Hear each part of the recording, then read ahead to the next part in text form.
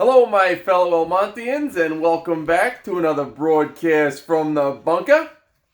Today's hot topic, talking about Pangea, right? Why do some continents fit like a jigsaw puzzle? The evidence behind that, what's going on, the continents really move?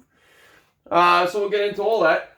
Start out and you do now, numbers 31 to 34. See you in a minute.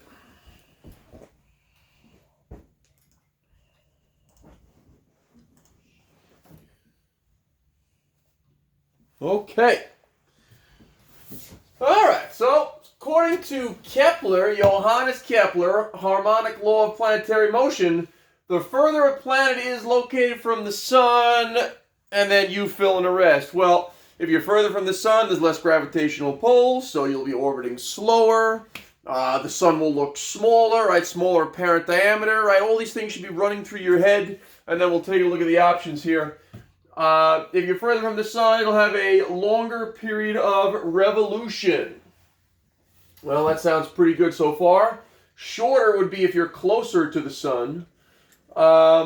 Shorter period of rotation. Well, rate of rotation isn't really affected by distance from the sun, so get rid of the two rotation ones. And that's going to put us with A, right? Further from the sun, we'll have a longer period of revolution. The outer planets take longer to orbit the sun.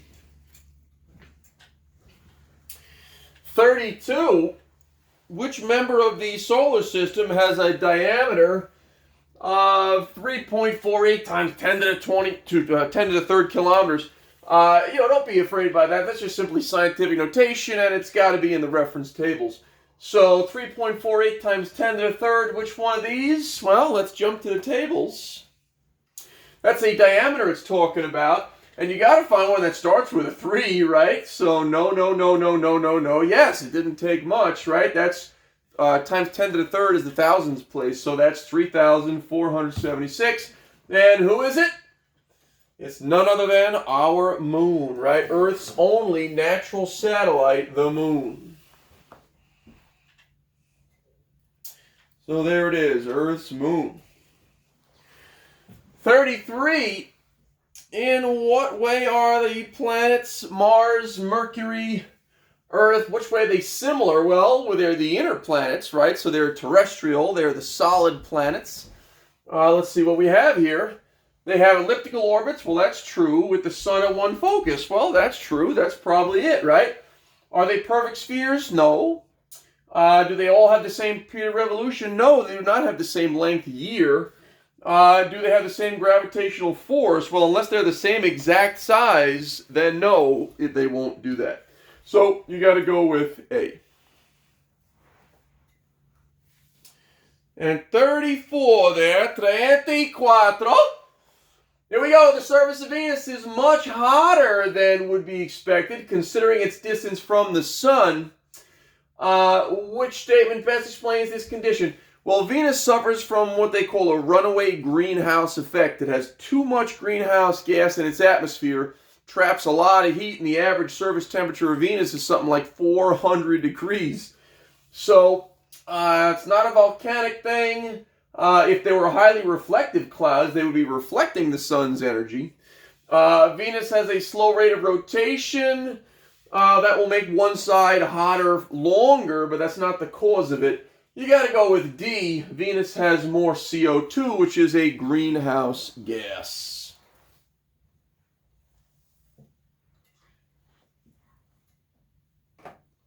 And make sure you write in there, underline Venus, it suffers from the runaway greenhouse effect.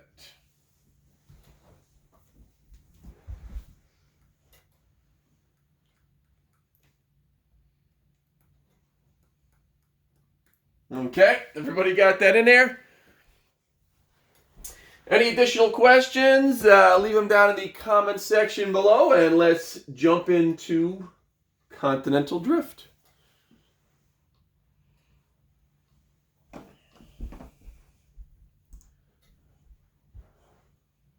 Okay.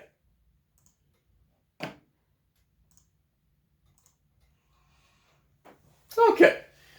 The picture in the middle here, a gentleman by the name of Alfred Wegener. And he was a scientist that came up with this idea that the continents were once together and they've since split apart. And as you can imagine, back in the day, people thought he was crazy, right? How could continents this big and heavy actually move? That's insane. But he had compiled a lot of evidence. He didn't know how they did it. That came later on, right? That's called the theory of plate tectonics. But he came up with the theory of continental drift. And of course, people thought he was crazy, as with many people that come up with new ideas, right? People get set in a certain way of thinking, and it's difficult to change that. All right, so we'll talk about the evidence of all this. Pretty fascinating stuff. Here we go. All right, I'm going to start out. I'm going to ask you to find a piece of newspaper around your house someplace. What I need you to do is take that piece of newspaper and tear it up into a bunch of pieces. Make them all irregular, however you want, and then throw it up in the air. And now try to piece it back together. Okay, take a few minutes, try that out. I'll try to get mine together here. Let's see. Those look like similar colors. Well, maybe I got a couple of matching words in a way to certain match it that way. Oh, these look like similar pictures, kind of like fossils. And when you get it all back together, hopefully you did, well, what did you do, right? What evidence did you use to put those pieces back together? Did you do by matching colors, words, pictures? How did you get it all together? And how does this relate to what we're talking about today, that the continents were moving? Well, they matched the continents together, similar to what you just did there, matching pieces together. It's called correlation, right? When you match similar things together. And that's what Wegener did with fossil evidence and rock type and rock age and all sorts of different evidence. Okay? Did the world always look like this? We're at this point, we agree no, right? The world certainly did not. The continents used to be together in that supercontinent you've heard of, right, called Pangaea. All right? And of course, they're where they are today because of continental drift. All right? So what do we notice about this? This is the classic case, right? You have South America here, Africa here. And if you look at the shorelines, you'd say, well, son of a gun, they kind of fit together. And they kind of do.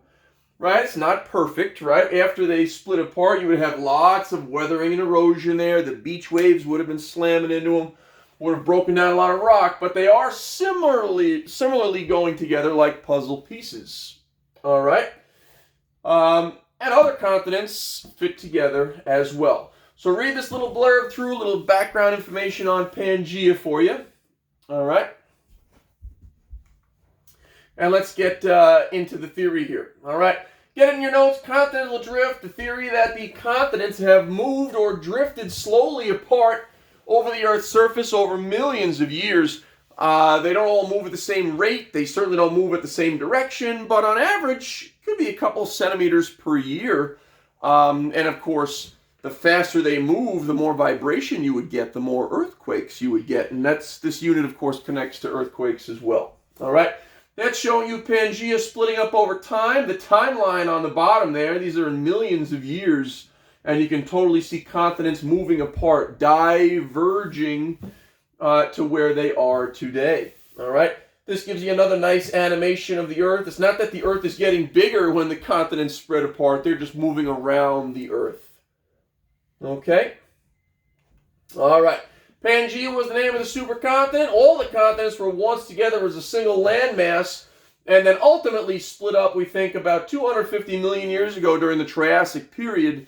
Yes, that was the time of certain dinosaurs. You probably heard that word before. Okay? All right. So evidence that supports this theory. Well, there's a lot of things on your map here, so hit pause and review this. You'll notice similar rock formations in the key, right? They're similar on each side of the continents here. You'll notice similar plants on different land masses, right? Plants aren't going to cross an ocean very easily and survive, so they were probably together at that time. You'll notice glacial deposits, right? Glacial ice, when you put it back together, it makes like a massive ice sheet. Certain fossils, the Mesosaurus, they're also fossils on different continents across, a 3,000-mile ocean. Mountain ranges will tend to line up when you put things back together. So it becomes more than a coincidence after a while when you look at the overwhelming evidence that shows the continents were probably together at one time. Okay, so let's get the evidence down. The first off, well, many of them fit like puzzle pieces. We said that. Second one, you'll find similar fossils on opposite sides of the ocean. Creatures can migrate and travel great distances, but if it's a land creature, then traveling 3,000 miles across an ocean becomes less possible. The third one, the mountain ranges line up. Fourth one, your glaciation patterns. When you put it all back together, that ice would move in that similar direction. And the fifth one is a little weird, you might think, coal deposits. Coal forms from organic material that has decayed, and mostly from plants. So if you got a lot of plants, you must be in a tropical climate. Well, strangely enough, there are enormous coal deposits in Antarctica. Now, Antarctica doesn't have any plants. So where did all that coal come from if it needed to come from a lot of organic plant remains? Well, you guessed it, folks. Antarctica must have been closer to the equator at one point. Must have been a lush tropical climate. And then as continental drift moved things apart, Antarctica drifted southward. All those plants died over time. They were buried, compacted, and turned into coal. Okay? Okay. These are diagrams from the reference tables. They have the years under them. It'll show you the inferred position of the continents. And these are basically still shots of this animation here. In the reference tables, they go down in this progressive order. I'll show you that in a moment. And of course, this is most similar to us now, right? 59 million years ago. And of course, we continue to drift even further than that photo shows. All right. North America has moved toward the northwest. Take a look, north and west, away from the equator. So we used to be more tropical, if you will, and also kind of tilted on our east coast, right? The east coast used to be almost toward the equator there. All right. So how do we think this is all moving? Well, remember we talked about the layers of the Earth, and the deeper you go, the hotter it gets. Well, when you heat up material so much, eventually it melts, and you get this convection where the hotter, less dense rises, and the cooler, more dense sinks. And that's just a simplified diagram of what we think's going on, but that heat from the core makes those convection cells, and the continents start to move. Okay? Convection currents, and there it is. Make sure you get that into your notes. Okay? These internal forces move the continents. Earth, we think, is about 4.6 billion years old, and it's still crazy hot on the inside. So this isn't going to stop anytime soon. But when it does, if you think about it, well, that means convection will stop, right? If Earth's core is cool, convection will stop, and that means the continents will eventually stop, and there'll be no more earthquakes or volcanoes. So pretty wild stuff. All right. To sum up, make sure you can answer these questions. Why do some continents fit like a jigsaw puzzle? Refer back to your notes if you're not sure the answer to that one there. Which two continents was that fossil discovered? Again, if you can't recall that, click back. Make sure you can answer that. Why was coal in Antarctica? Remember that story we just talked about? You should be able to recount that. All right, it should make sense to you. And as far as time periods, when were they all together? And this is where I want to go back to the reference tables and show you what I was talking about before here. Right here, go to your tables, and you'll see the Earth history chart right here. All right, I'm going to shrink it down a little bit. And there's those diagrams that we just had before, okay? And there's the years below them. You can see when they're all together. And that question was saying, when were they all together last? Well, looks like about 232 million years ago. And if you scroll on over, it'll take you to the time period. Well, take a look. 232 million years ago. I'll zoom in. Okay. Here's 200, here's 251, so 230 was somewhere around here, the Triassic period. And son of a gun, there are your dinosaurs. The early dinosaurs, though, they were smaller, not like your big T-Rex everybody knows about. But this chart totally connects with where the continents were at different time periods and how that affected life. And we'll get into this, of course, later on. Okay?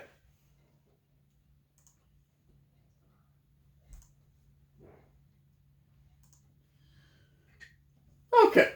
So, any further questions, please write it down in the YouTube comment section or shoot me a question on Remind.